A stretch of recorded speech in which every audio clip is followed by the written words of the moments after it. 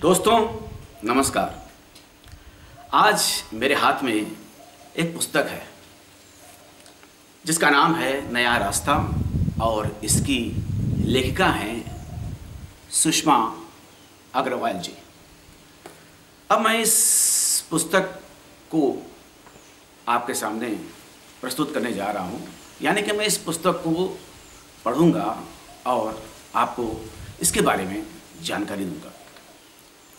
तो जैसा कि आपको पता है कि आईसीएसई बोर्ड के द्वारा हिंदी विषय के लिए जो पुस्तकें निर्धारित की गई हैं उनमें से एक पुस्तक है नया रास्ता, जो आपके सामने है। इस नया रास्ता पुस्तक के विषय में जो मैं आपसे कहने जा रहा हूँ, उसके पूर्व मैं आपको कुछ बताना चाहूँगा। मैं आपको किसी बात से अवगत कराना चाहूँगा कि ये पुस्तक है क्या। इस पुस्तक को जिसने लिखा है उसने क्या सोचकर इस पुस्तक को लिखा। लेखक के या लेखिका जो इस पुस्तक की लेखिका हैं, जिनका नाम है सुषमा अग्रवाल, उनके दिमाग में ऐसी क्या बात आई, उनके दिमाग में ऐसा क्यों उत्पन्न हुआ कि इस पुस्तक को लिखा जाए, इस किताब को लिखा जाए। तो उनके जीवन में ऐसी अनेक घटनाएं उनके जीवन में उनकी आंखों के सामने आई, जिससे प्रभावित होकर के उन्होंने इस उपन्यास की रचना की। अब उन्होंने अपने जीवन में किन घटनाओं का अनुभव किया, तो उन्होंने इस किताब में यहाँ पर लिखा है, जिसे मैं आपको पढ़कर सुनाना चाहता हूँ। उसके बाद मैं इस किताब के बारे में चर्चा करूँगा। और यह नया रास्ता, इसका जो शीर्षक है ये अपने आप में ही बड़ा ही उचित है, बहुत ही उपादेय शीर्षक लेखिका ने बहुत ही सोच समझ कर इस शीर्षक को दिया है इस पुस्तक के लिए।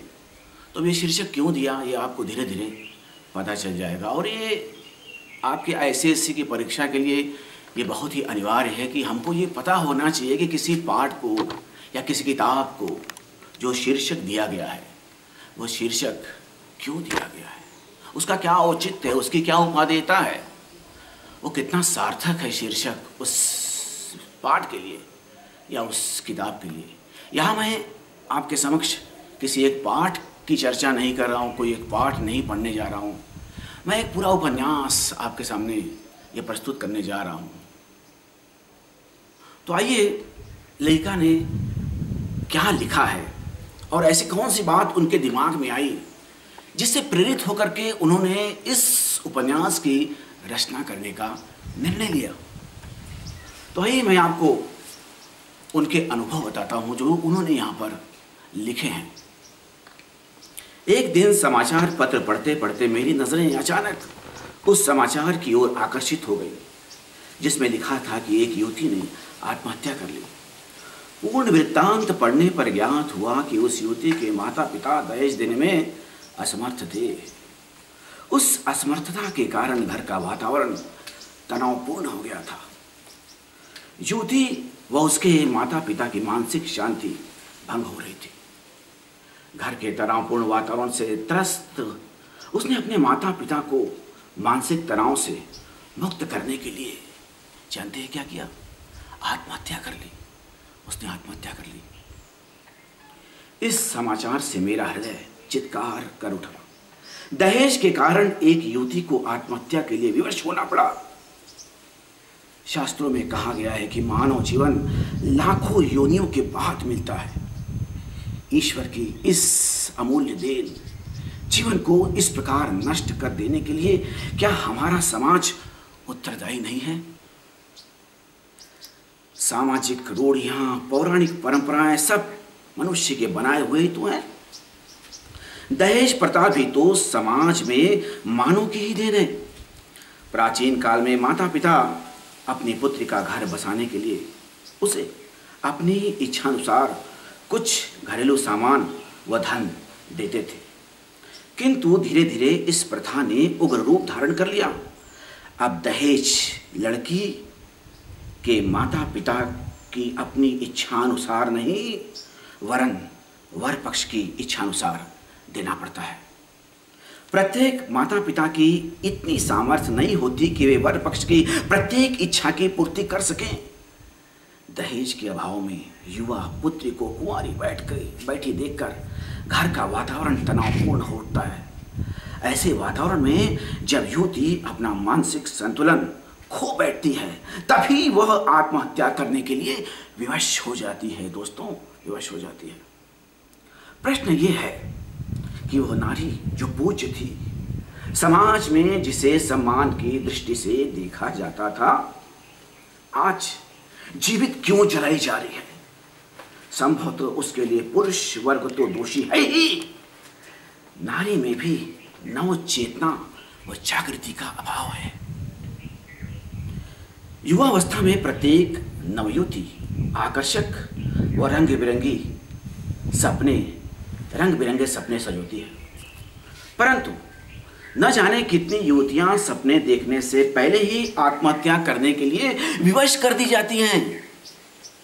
क्या हमने कभी सोचा है कि इन आत्महत्याओं के लिए दोषी कौन है? कौन है दोषी? उन्होंने सामूहिक आत्महत्या की इस दुखद घटना का मुख्य कारण दहेज था, और दहेज का दानव ही तो था। ऐसे ही न जाने कितनी युवतियां अपनी आत्महत्या कर अपने माता पिता को कष्टों से मुक्त करना चाहती हैं। क्या इससे उनके माता पिता कष्ट मुक्त हो जाते हैं? क्या आत्महत्या उन युवतियों की कायरता नहीं है? समाज में सफलता प्राप्त करने के लिए आवश्यकता है साहस की, हिम्मत की। कष्टों के निवारण हेतु यदि युवतियां आत्महत्या करती रही तो समाज में व्याप्त दहेज की महामारी कभी समाप्त नहीं हो पाएगी। आज वह समय आ गया है जब सभी युवतियों को साहस व धैर्य से काम लेना होगा। इसके लिए सबसे पहले उन्हें उच्च शिक्षा प्राप्त करके अपने पांव पर खड़ा होना होगा। यदि प्रत्येक नवयुवती में यह नवचेतना व जागृति की भावना आ जाए तो वह आत्महत्या करने के लिए कभी विवश नहीं होगी। इस उपन्यास को लिखते हुए मेरी अंतरात्मा मुझसे बराबर यही कहती रहे कि यदि इस उपन्यास को पढ़कर युवतियों में जागृति व नवचेतना का संचार हो सका तो मैं अपने इस लेखन कार्य में सफल समझूंगी। उपन्यास के अंत में परीक्षा प्रश्न पत्र के आधार पर अभ्यास प्रश्न दिए गए हैं जो विद्यार्थियों के लिए सहायक सिद्ध होंगे।